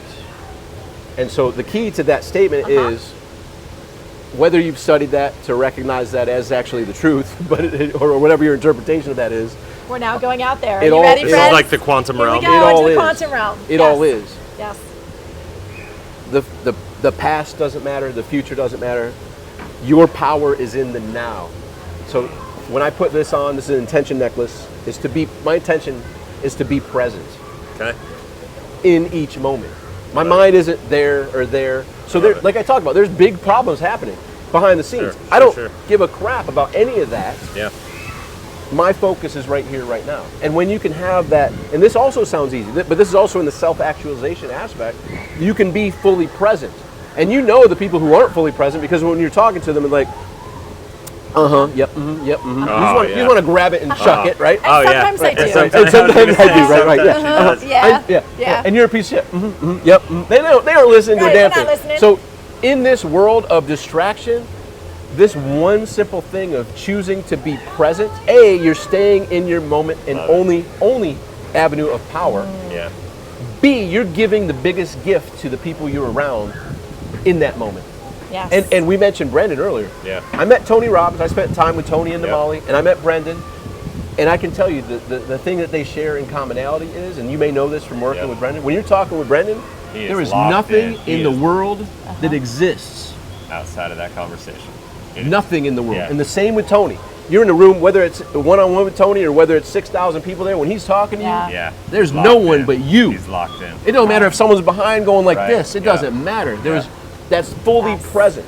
Yep. Blah, I spit on you on that I one. love Right. that. I didn't feel it, but I'll take the Tom bath. The Uncle Tom. Tom bath. It's Blah. moisturization. I'm here for that all day long. Right. So- And Bill Clinton, people said that the same And thing. and that's Whether it. you like Yes. or dislike, Oh, no 100%. statement about who he is as a human or his choices. Bill is but another one, everyone yes. has said that his unique gifting was to make people feel always like the most important person Only one in the world. room. The only one in the world. And everyone has said that. Correct. And so Yeah. that's learned that Yeah. years ago, and I was like, I want to be that person. Correct. That when you're connecting with me, you know you got me 100%. And the other aspect of that is, while you were just finishing that sentence, I didn't have another sentence in my mind. Oh, I can't wait till she's done talking to say this. Yeah. You're present to a point where you're not Right. pre-thinking. Yeah. You are. And I used to read. I don't know the Bible word for word, but it's like, in that moment, you'll know.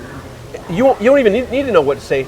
It's going to come out. gonna You come just out. trust that it's going to come And out. just trust, out of full presence. Right. So what I'm hearing from you, and see if I'm interpreting this right or not, your answer to my question of what about when the me changes? I'm hearing you say, when you're in the present moment, that is the only version of you that you have to give a flying hoot about. Right.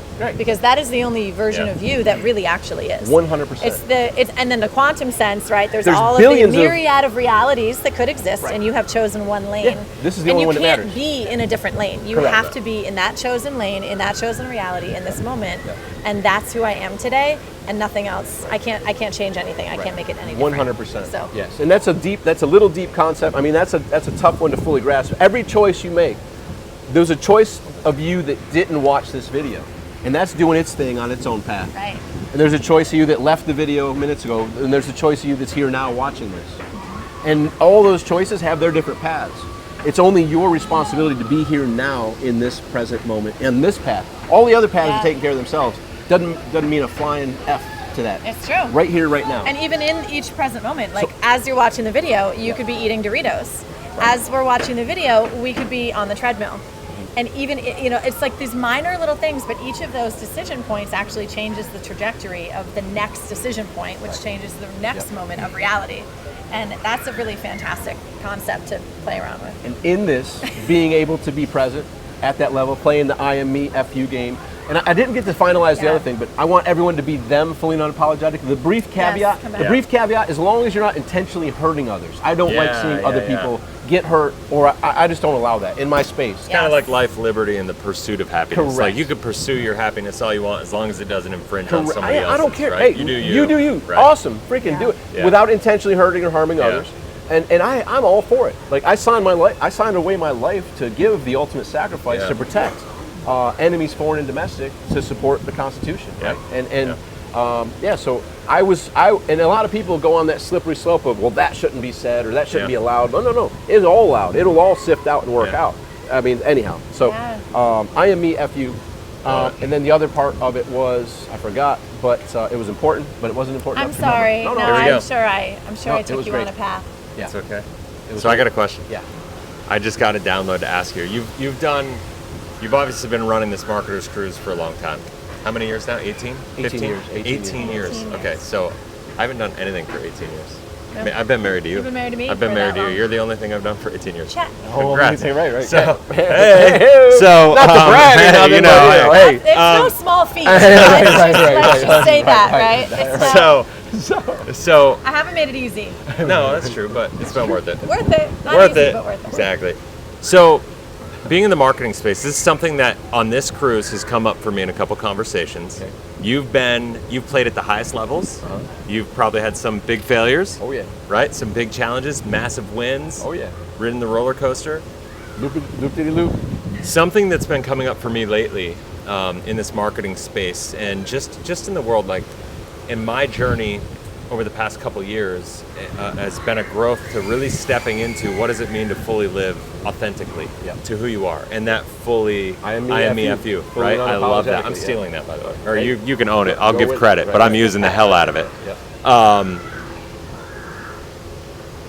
And I just had a conversation this morning with somebody who's a pretty big marketer, right? They got a lot of reach. They have really amazing strategies and millions of dollars of success behind their belt.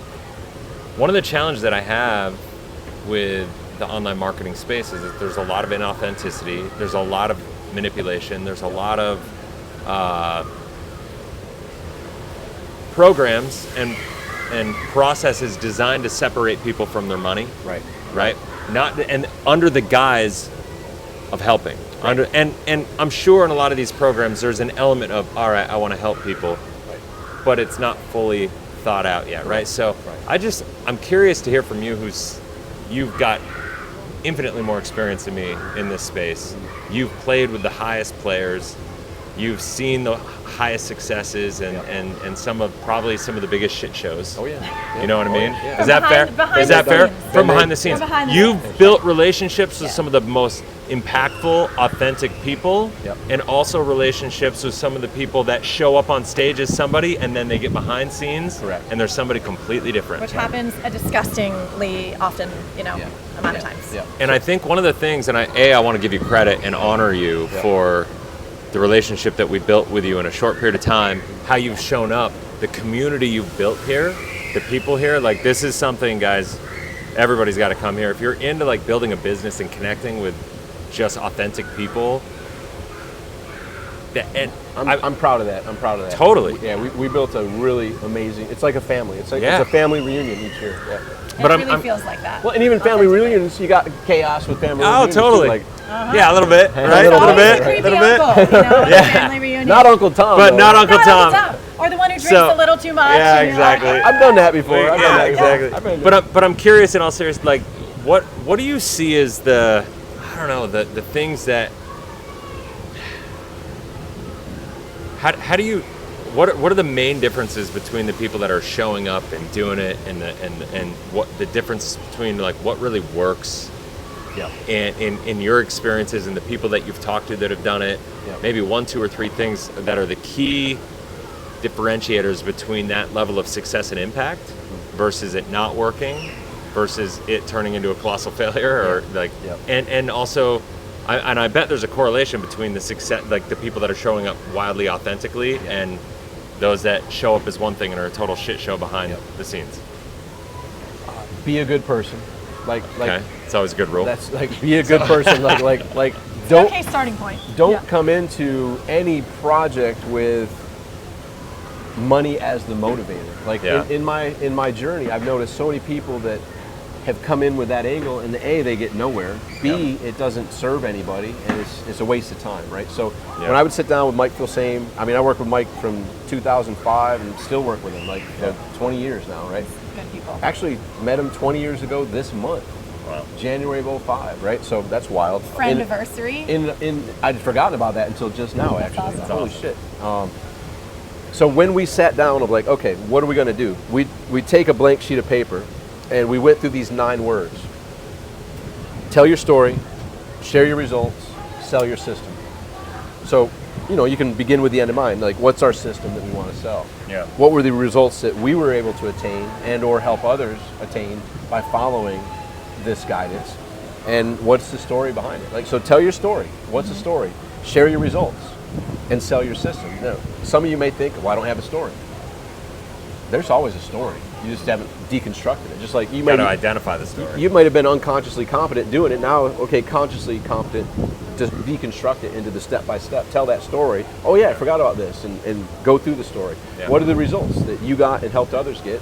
And what is the system? And those 9 words are the formula for huge levels of success, hundreds of millions of dollars of success.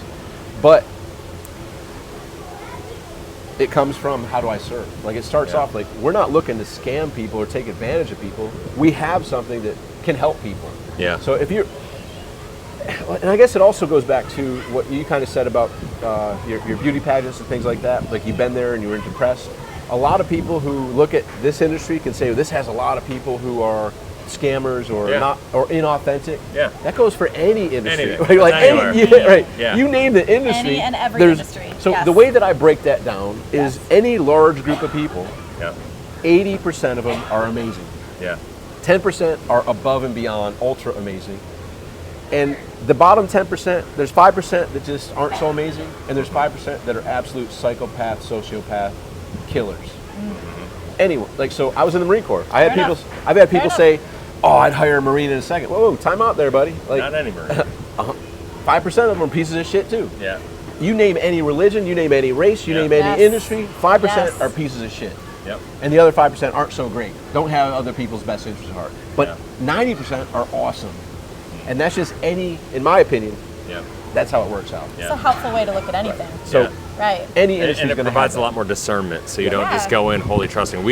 Some of the hardest relationships have been that we've had business-wise. The most costly, we'll say, relationships that I've had have been people that I have partnered with simply because of their stated faith and how they show up on a couple prayer calls or do different things like that, where how they put it out, and but then you get in deeper and see how they really are. It's not really the same. And that's exactly. Yeah. So that's the one element. It starts with, how can I help you? Like, come from that, how can I help? How can I serve? Yep. How can I serve? Yep. Talk about be a good person, and then do what you say. Yeah. Like Mike and I, like 20 years ago, we're like, it's easy to make a sale. Yeah. The hard part is fulfilling on the promises. Yeah. Like, if you're making all these promises, you better be able to fulfill them. Yeah. Don't overpromise and underdeliver. Reverse that. Underpromise and overdeliver. Yeah. To build that, holy crap, they're amazing. I mean, that's why we brought up Brendan so much. Yeah. Brendan underpromises and overdelivers. Yeah. And his underpromises are amazing in and of themselves, right? Yeah. And you're like, it's even better than I thought. It's even more than what I paid for. Don't be the reverse of that, where I thought I was getting all of this, and I didn't get jack squat. Right. I was talking with some people that there's people that sell $25,000 programs that don't hear anything. It's crazy. It's unbelievable. I know. It's so serve your people. Yeah. Follow through on your promises. Keep your word, and don't sell something that you know you can't fulfill. Right. Those are the baselines of. Yeah. So it takes a team. So we talked about relationships. In business, relationships are the key to my success. I mean, so it's being that good person. I would come to events in 05, 06, and I just came with that, hey, I see you guys don't have as much staff. If I can help out anyway, let me know. Next thing you know, I'm running mics. I'm doing things, you're helping out. Yeah. And that, hey, this is a cool person. They're not there for, there's two types of people, the givers and the takers. Value creators or value Hey, extractors. nice to meet you. What can you do for me?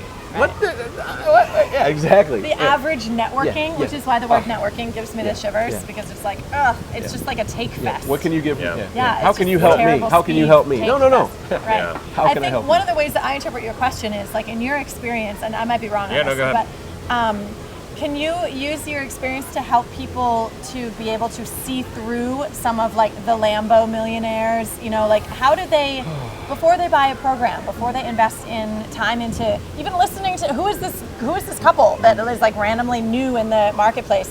Do we trust them? Like, what have you come up with in your years of hanging out with all these people to sense or to have a litmus test? Yeah, of, like can I trust them or what not? does Sir Thomas Beal's discernment look like? My Right, heart. it's just your I say heart. It's my heart. Like I can tell in a second. Like I mean, it's not to brag, but Okay. it's like it's actually. I don't know how people don't see through the bull. Like how can they not I see know. this It's a unique slime? ability of yours. How can they not see this slime? I feel the same Yeah, way, but we're I'm like- shocked I'm by like- how many people come to us saying I'm they like, got taken advantage of. How and can we're they? like, How can they not see it? Right. So. Yeah. And I actually was talking with someone who's very smart, and this actually happens to a lot of very smart people, by the way. And he got done telling me this investment thing, and I said, "So who's running this Ponzi scheme?" I'm like, "Oh no, this is legit." I'm like, "Yeah, it sounds it, just like just like all the other Ponzi schemes." Oh, yeah. Like I'm not there to be an asshole, but this is a complete Ponzi scheme. Yeah, like you can hear the business structure Right, in right. it. I'm like, right. You could. This is the definition of it. So Yeah. who's running this? Yeah. And it's going to be some shady Oh, character. man, I know. I mean, and people fall for it. They want to believe it so bad Yeah. Right. That's that it doesn't even have to make sense. That's psychology, right? Yeah. Like they prey on the fact that people want the fastest path, Yeah. and so they provide Right. an unrealistic result. Right. And they can get away with it for a while because that's the definition of a Ponzi scheme. They're just scraping a little off the top to begin, and Right. by the time people realize that it's a problem, it's too late. They're already sunk. And so what I'm hearing is that, like, the attraction is coming from here.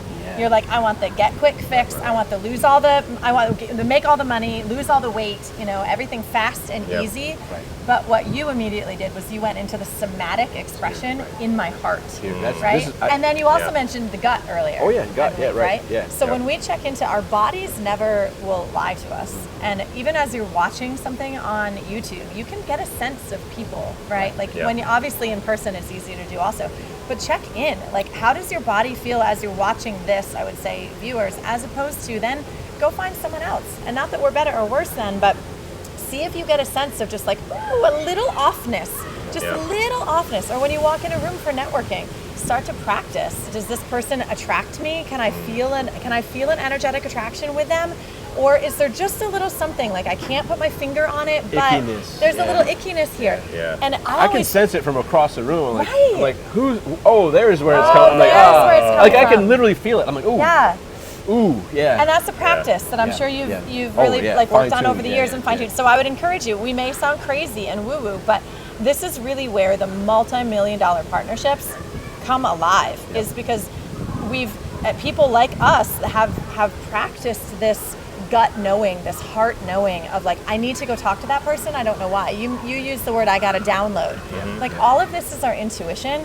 And I would encourage people in terms of protecting yourself on the internet and with working with coaches, with working with mentors, with buying programs, like find someone that you just resonate with, someone that you feel, this just feels right. And that's where the trust can come from. It's not a checklist of this is how I can tell. It's a gut, it's a somatic, my body will tell me the truth about them. And here's another wild statistic that blows my mind. Like, because I've hired hundreds of people and I've fired hundreds of people throughout the decades.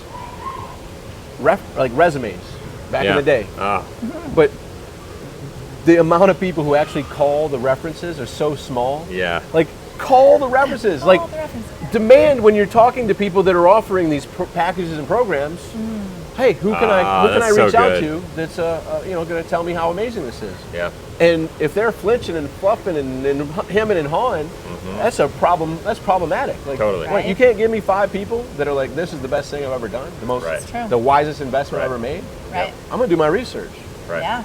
And Love it. and what I also found was, it amazed me, people that on resumes, they'd actually put people that would give bad feedback because they know they're not going to get called. Like, so Right. if you're getting offered these high ticket whatever, ask for the phone number, the emails, like, and reach out. How can I get in contact with these people? And watch them like a fish out of water flop back in. Love it. If they're it's not not legit.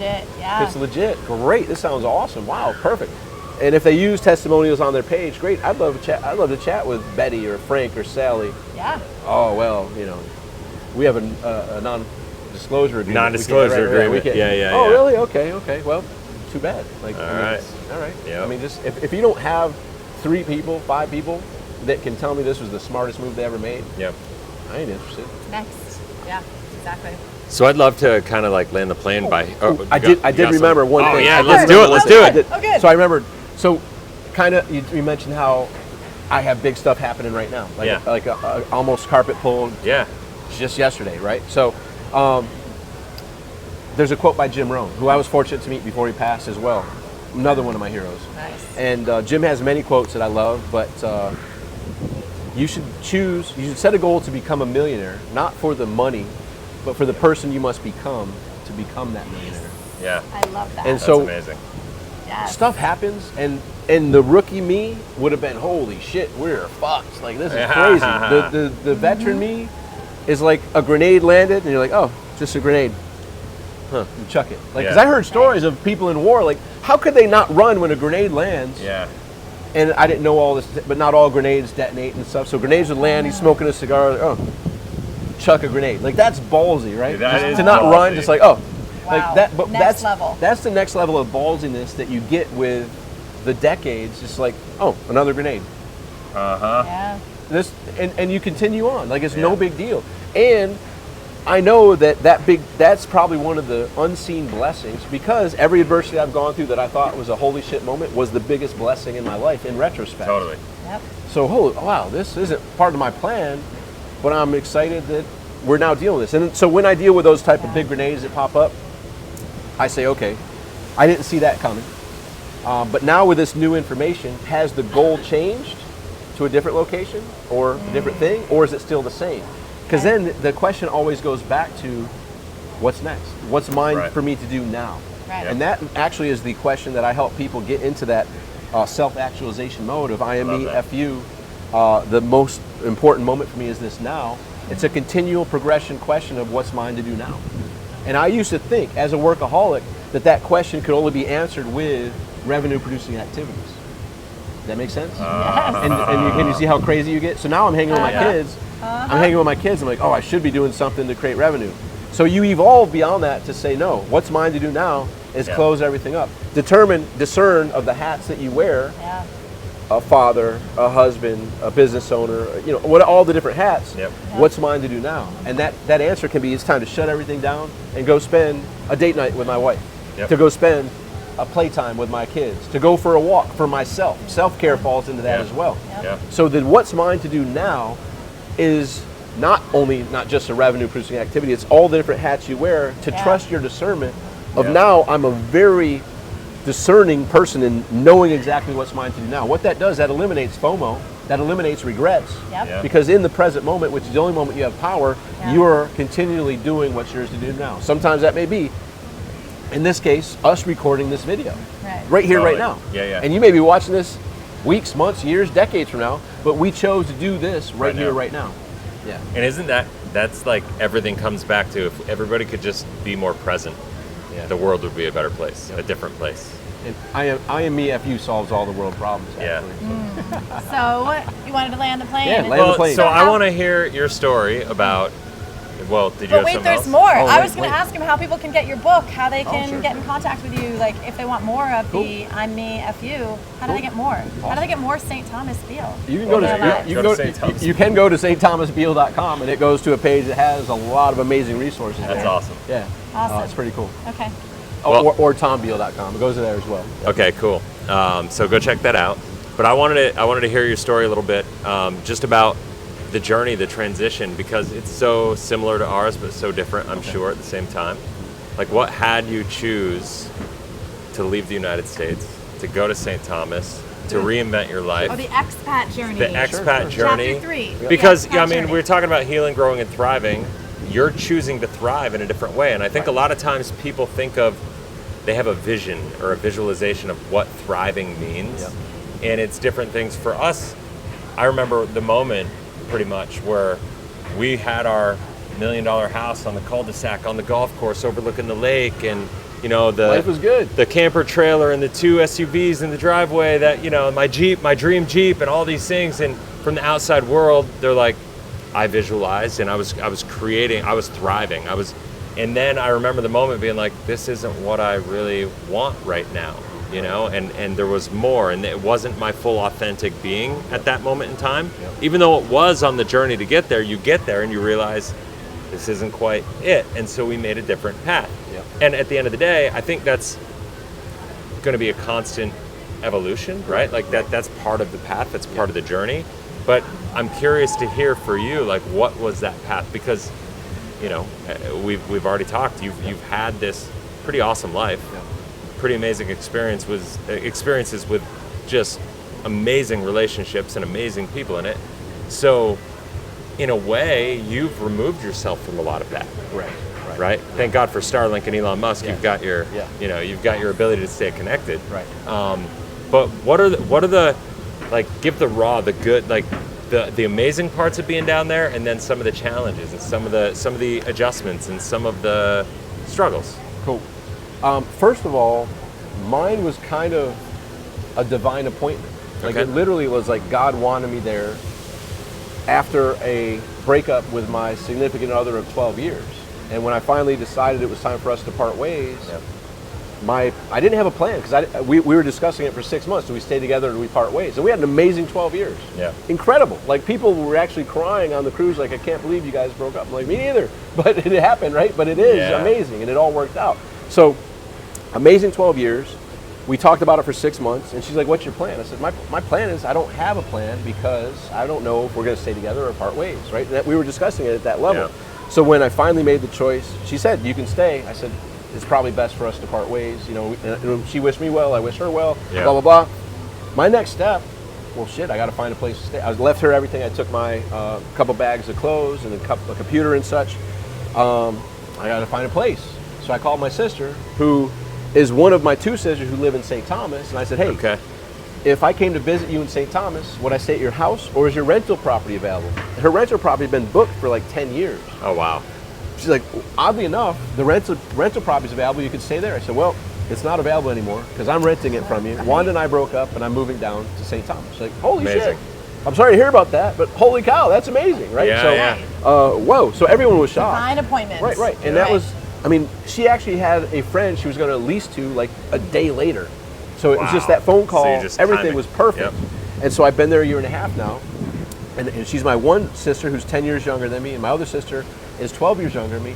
She's also living. She was actually the first to go there, wow. Christy. So Christy went there 18 years ago. Jen went there like 16 years ago. And they've been awesome in the community. My sister started off, she was in college, she dropped out, ended up living there. And now she's running one of the biggest 501c3s on the island called My Brother's Workshop, which helps the underprivileged children learn trades like cooking and a whole bunch of other trades, woodwork, etc. And it puts them on a whole path that changes their future. And these are people that probably would end up in prison or dead. So it's amazing. Beautiful. And so she's well known. And then my other sister worked for a physical therapist down there for a few years, and then he wanted to get out, so she bought his practice. So she's a top healer on the island doing physical therapy. So everywhere I went, You're just tapped in. they knew one or both of my sisters. Oh my God, I love Jen. I love Christy. Oh my God, I love them. Oh, That's and the awesome. word spreads. It's only 50,000 people, so Yeah, the word yeah, spreads. yeah, Oh, yeah. Jen and Christy's got a cool brother in town. Blah blah blah. Yeah. And he's amazing, and he's handsome, he's incredible, stop. No, right. So I had an advantage versus just moving there. Like you two moved there with not knowing anybody. Yeah. Right? So my scenario is unique in that respective, but I call it detaching from the matrix. Yeah. Small island life is not for everybody. The life you're living is not for everybody. Right. But for those who are kind of tired of the nonsense and the propaganda and all that, it's a real blessing to be detached from that and just live in life. Yeah. On your terms. So it's I, me, F, you, but in the relative of living life. I don't want to play that game. I want to play my game. I want to live life my way and create your way. And you guys are doing it at an epic level, and I'm doing it at a mini St. Thomas level. I will say this, small island life is not for everybody. Yeah. If you need stimuli, if you live in Vegas or New York City or anything and you need that stimulus, that's not the place to go. No, You'll go crazy. Yeah. You'll go crazy. You'll go crazy. Yeah, there's not much stimulus. Totally. Right. Not at all. You create the stimulus. Yes. What's your favorite part of it? For me, it's I lead a weird life because they're like, what do you do for fun? I love reading. I love studying. I love creating videos, creating courses. I love doing that type of stuff. Yeah.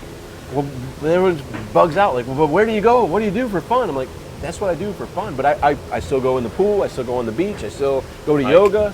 I go hiking. I do a lot of fun things in addition, but it's more of a because it's in society. You're boring. Like you don't. But no, I'm worried about you because you're boring. I'm like, don't worry. I'm loving this. Like this is great. Yeah, you've crafted it. You've curated it to really fit uniquely you. Correct. Which is amazing. Yeah. Right. It's amazing. What advice would you give to someone who feels stuck in the matrix in the United States or wherever else they are, and they're nervous, they're considering taking a leap to become an expat somewhere, short period, long period? What would you similar to guide them into? Some people that have shared they've had, we're thinking of buying a Ferrari or a Lamborghini or a McLaren or whatever. I'm like, rent one for a week first. Yeah. Rent one for a week. Yes. And it's kind of like renting a jet ski. Yeah. You're like, I really don't need to buy one now. Yeah. I'm kind of over it. Got that out of my Kinda over system. it, right. And I've done it, and people are like, thank God you told me. I rented it for a week, had a blast, but by day 3, I didn't even feel like driving it anymore. They just like, I got other things to do, right? So similarly, I would recommend go to the place. Don't just move there without sight unseen type of stuff. Well, I think that's what you guys did, right? No, we Okay. spent like almost 3.5, 4 months there. Cool. Awesome, I wish we had spent longer. I talked to someone else who went, and it was a sight unseen type of thing. Oh, wow. Right. That's That bold. was ballsy. intense. That was ballsy. That's yeah. like jumping without a parachute. Yeah, exactly. We talked to, I think, the same couple, and they moved across the country to a different state, Right. sight Yeah, unseen. yes, So yes. that does make it a little bit easier. Right. It's still super ballsy. risky. Yeah, super- but So I would recommend, if you're considering that, like, go visit St. Thomas, go visit Dominican Republic, go visit wherever you're thinking of going. Yeah. Because you're like, it's not really what I thought. Like, kind of what we talked about, joyously create. Go joyously create with travel, and similar to like finding that thing, like that's it. That's like I've known when I was looking for a car, like that's the one. Like that's the one, and or a house. No, this is the one. Well, it's way over budget. I don't care. That's the one, right? And when you travel around, you're like, you'll have that feeling of like, maybe, kind of. No, this is it. And don't move until you find that this is it type of place. This is my recommendation. no, I love that. And then I would also add to that, expect the imperfection even once you have found that perfect place. You got to get over any like, expectations. Yeah. Lower them Lower that them. way you're never going to be mad. I mean, that's in life too. Like I used to have high expectations. I was always pissed off and mad and disgusted with how slacking, everyone else was and how can't they have this. And it was just torturing me and being a dick to others. And I'm like, you know what? People are going to be who they're going to be. Some people are high performers, God bless them. Some people are low performers, God bless them. Right. Expect people to be who they are. Yeah. That's where the peace comes. So if you're dealing with somebody who's always late, don't get pissed off when they're late anymore. Like if you're still dealing with them, because if that's going to piss you off, you're choosing to have them in your life. You like, know you're they're going to making be this late. choice. You know it. You know, right? So and this really calms you down. Like the guy, he's always late, but he's great at what he does, so we deal with him. But we're going to set it 30 minutes earlier, and he'll still be 20 minutes late, but we know how to It'll play be the okay game. for us. Right. We'll know how to I play kind of the do that with my wife. Messages me that way. And I'm fine with it. I'm like, is this real time or is this Hannah's always late for everything time? Yeah. You know? And then he's Yeah. like, yeah, this is real. And sometimes I do it, and then I'm late, and she's like, "I've been waiting an hour for you." I'm like, "I'm sorry, that's just sometimes the cost of the game, you know?" Like, That's what it is. That's hilarious. That's what it is. yeah. But yeah, lowering your expectation and then Yeah. giving yourself grace if it doesn't work out. Right? It has been a thing for me in the process, like we were talking about before. When you make this big, bold leap, and then you're like, oh, maybe there's pieces of this that are still going to work for me, and then where are the pieces that I need to pull back from and have them be in better alignment with who I actually want to be nowadays. Yep. And giving yourself the allowance to do that. Like there might be a side of the island that you like and a side that you don't like, and give yourself a chance to, to play and to move. Or a different island. Doesn't mean that you don't want to be an expat. It might mean you need a different country that's going to be a better fit. Or like I've learned, some areas of where we live are very noisy. It's a very loud motorbike driven culture, and the louder their bikes, the cooler they think they are. That does not work for my brain. Like I'm like a TBI. Like I'm a post-concussive brain injury thriver. Loud noise sets me off. And so I've had to reconstruct where exactly we're living in our expat experience to be a quieter space. So that I'm not being triggered all the time by the loud fucking motorbikes driving on the main road. And that doesn't mean I'm gonna throw the whole project away. I just need to find You improvise, you adapt, you overcome. The Marine Corps, 3 things: improvise, adapt, overcome. You fail to plan to fail, but know that the plan's going to go out the window no matter what. Immediately. Yeah. So just improvise, adapt, and overcome. Improvise, adapt, and overcome. I like Mike Tyson always said, everybody's got a plan till I punch him in the face. right. Yeah. The plan. Boom, and I'm it's like, screwed. yeah, exactly. Right. And the bigger these life risks that you take, the bigger the punch in the face. Yeah. Right. But it's not a question of like if you're going to hit the ground, because you're going to hit the ground. Sometimes it's a question of your recovery, your bounce back, and that's awesome. Yeah. So are we landing the plane? Let's land So the plane. landing the plane, listen. Like I said, you've got to where you are by getting through what you got through. But you didn't get this far to stop here. You've got more to accomplish. You aren't watching this far into it. Amen. As someone who is like you are a go-getter. So if you're here, regardless of what is in your bank account, regardless of how you look in the mirror, regardless of how amazing or terrible or non-existent your relationship is at this moment, you've got the determination, you've got the discipline, you've got the commitment to turn any of your dreams into reality. You've got the ability to put a plot twist into your life that all your friends or family are going to be like, who are you? What are you doing? Because you're living your life fully and unapologetically. And that's the truth. I was in that spot actually listening to teleseminars back in 2001, 2002. Man, one day, wouldn't it be great if I'd be able to have an experience that I could share with others to inspire them the way that I'm getting inspired. So I'm standing on the shoulders of giants. A lot of this stuff, I now have created some of my unique stuff, but a lot of it is from reading thousands of books, going to hundreds and hundreds of hours of live events and all this stuff. So I make it look easy, just like I made tricks on a bike look easy. Just like a gymnast who does their acrobatic routine, you're like, holy crap, that's amazing. I can't do that. I can't do that. So a lot of people come up to me and ask, well, what's your secret for being so amazing on stage or being such a great interviewee or whatever? There's no secret other than I put in the reps. I was going to say. I put in the time. I put in the dedication. I was committed to being that young child who was born a teenager and raised around 4 divorces and 6 marriages. I remember crying in bed at night, wishing I had an Uncle Tom, wishing I had someone to guide me. And I said, if I ever figure this out, I want to be that person that lends a hand back to help others get through this landmine. It's a landmine field. It's a landmine field. I'm sure you've noticed. Shit blows up, and it fucking sucks at times. Like, what the hell? But I'm there like, yo, grab my hand. Let's take the steps, one step at a time. One step at a time. You can make amazing progress. You can do this. You've got this. You're in their network. They're amazing people. They're going to guide you down the right path. I'm honored that you crossed paths with this video, and let's do this. You're not dead yet. You're not living up to your potential yet. Make the plot twist and show yourself. Fuck everybody else. It's only about you. Looking at the mirror, that's the only person that you're in competition with. Am I being my absolute best yet? And as long as you're taking one step, you are a success. And this circles back to one of the things you said. There's a great quote from about success by Earl Nightingale. Success is the progressive realization of a worthy goal. As long as you're taking the proper step that's yours to do next, you are a success. You're not a success when you reach the top of the mountain. You're a success every step of the way. You've made the commitment and you're following through with it. I'm getting chills because I'm excited. I'm excited for your future. true. I love hearing that feedback. I've had people come up and tell me that what I've shared on stage and how impactful it was. I want to hear your journey. I want to hear this was what finally opened my eyes up to stop playing small and to recognize it's now my time to put a plot twist in and get in the healthiest shape of my life. To have the most amazing relationships with myself first and others. Yeah. And we didn't touch on that, but self-care is super powerful. Make sure you're putting your oxygen mask on first, just like they tell you on the plane. Take care of yourself. You deserve it. You are worthy. You are good enough. You are lovable, and you're in great hands. Honored to cross paths with you, and I'm honored to cross paths with you. Thank you for having me here. And we got more to come. Yeah, brother. More to come. Yeah, brother. Beginning. So excited. Thank you. So once again, guys, go to tombeal.com. Yep. And St. all sorts Thomas, of free gifts. St. Thomas Beal. Which goes to the same It'll place. go to the same place, but that's more fun domain. Let's be St. real. Thomas Beal. So go check that out, and yeah, that's it. Keep thriving, and we'll see you on the next video. All right, later, guys. Make today great.